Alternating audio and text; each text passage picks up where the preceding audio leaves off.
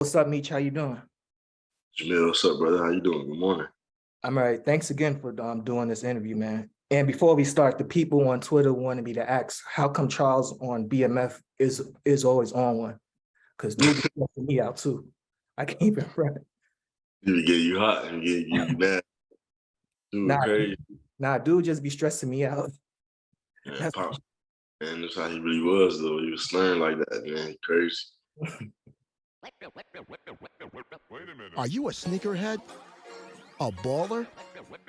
Want to know about the hottest brands you can lace up and run with? Well, get ready because we got all the details right here.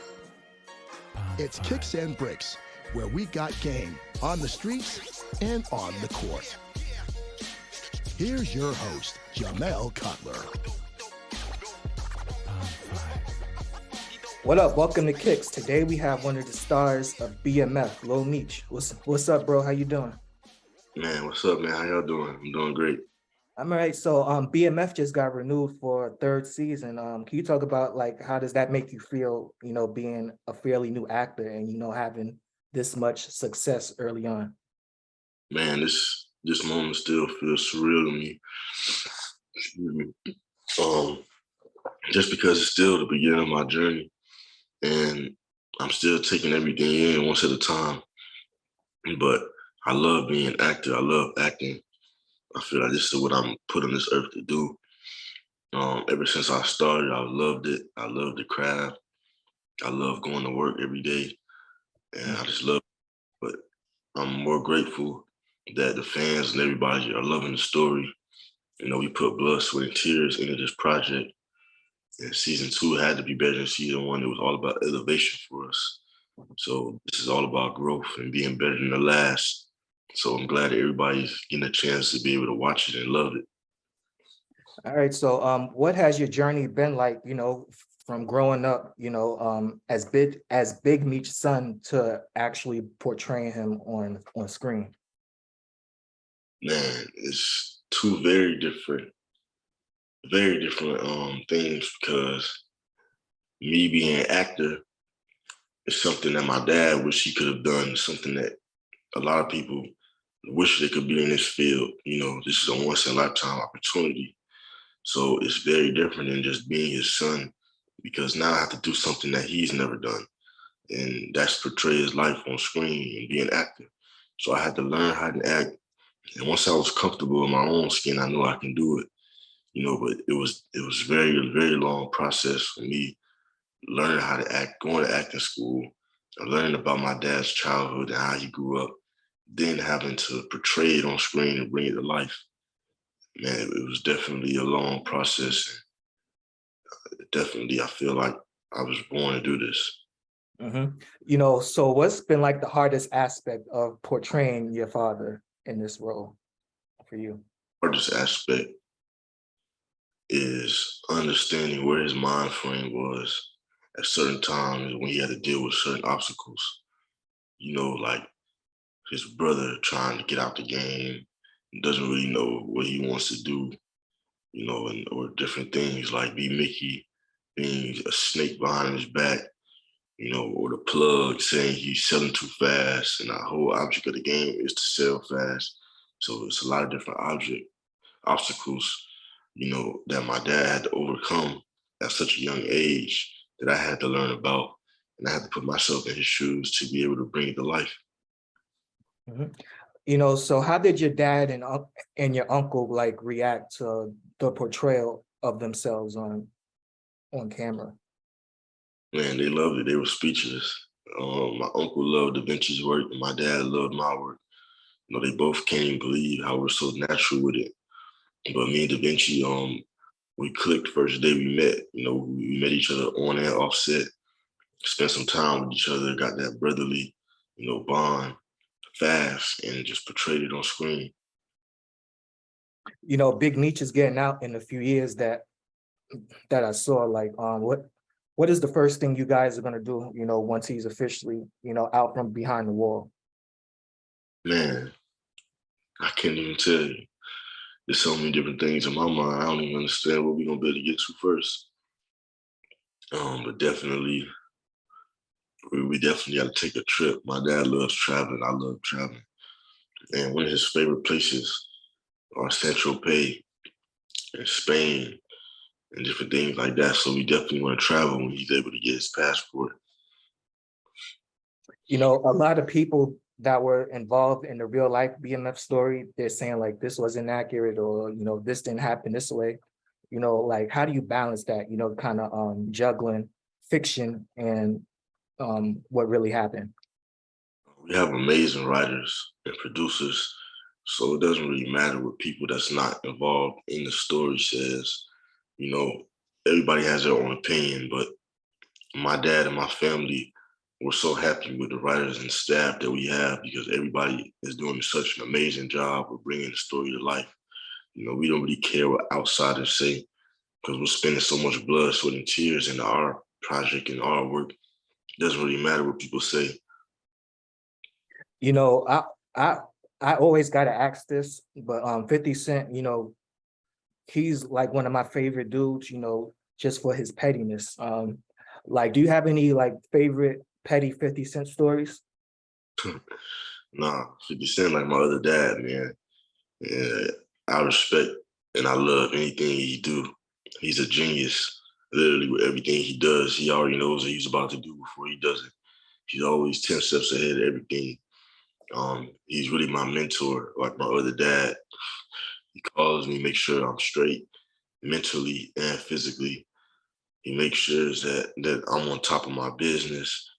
He makes sure that I'm just focused, and I appreciate that because he doesn't have to do any of the things that he does, and he shows me he cares for me. So I love him, and I appreciate everything that he does. Mhm. And my favorite thing about, you know, 50 producing the show is that you know, he brought what BMF kind of like meant to Black culture and what it meant to like the world of entertainment, like in hip hop and fashion and in sports, sort of a way. So Yeah, mhm. yeah, definitely. 50 Cent he's a cultural genius, man. He already like has things in pocket. All right. So like through 4 episodes already, you know, we see Meech go through so much in season 2. You know, like, can you talk about the character development that we can expect, you know, going forward for the rest of the season? Uh, Meech has to deal with so many different obstacles, um, especially now with his brother, coming back. But first, his brother didn't want to, be a part of the game anymore. He was kind of like on the edge, wanting to quit. And Meech had to show him that he'll do it with him or without him. But now his brother's starting to come back along, after the last episode and things that happened, so I feels like they're going to be back a team again and they're going to be able to conquer together.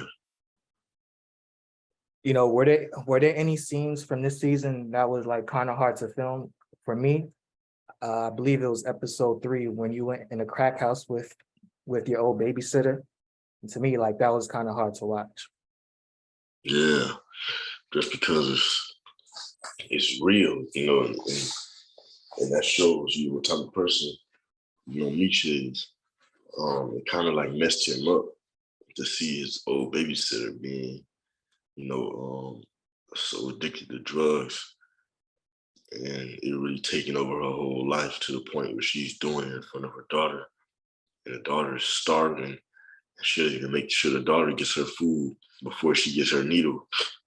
So it's kind of that thing, like damn, like this what people can turn to, if they choose drugs.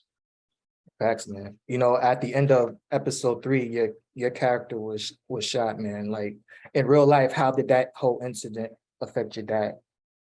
And it happened exactly the way that it was shown. And it definitely affected my dad in different ways because shooting anybody getting shot would affect him, but it showed him a different outlook on life. And, it showed him that you can't trust anybody, number one.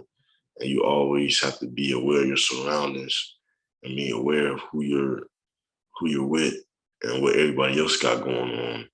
Because somebody else can get you in a caught in a trap, or you can get yourself caught in a trap if you're not aware of your surroundings or everything that's going on. Because there's always people that's jealous, you know, that hate to see people doing good, or if you seen you doing better than them. You know, there was a joke on Twitter that was saying that the guy that was chasing you, I forgot his name, the cop that's chasing you throughout the show, that he should have drowned in the bathtub from that Tyler Perry movie.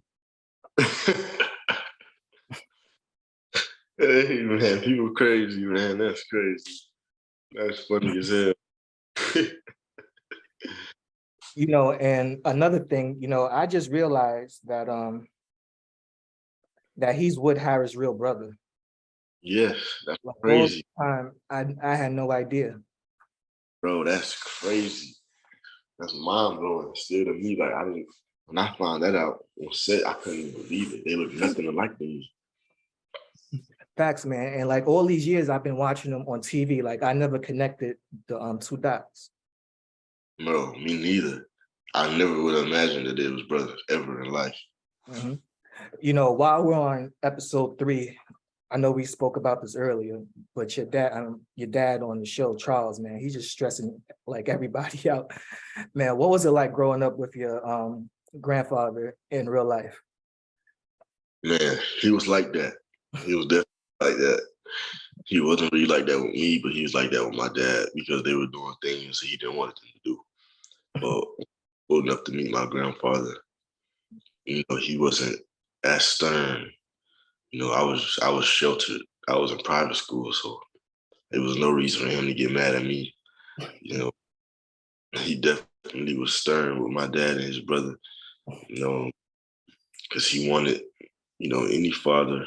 I don't have kids, but I know that any father wouldn't want their kid and grown man stuff at such a young, excuse me, and dealing with the things that my dad had to deal with at such a young age. You know, any father or parent wouldn't want their kid to have to deal with that, you know.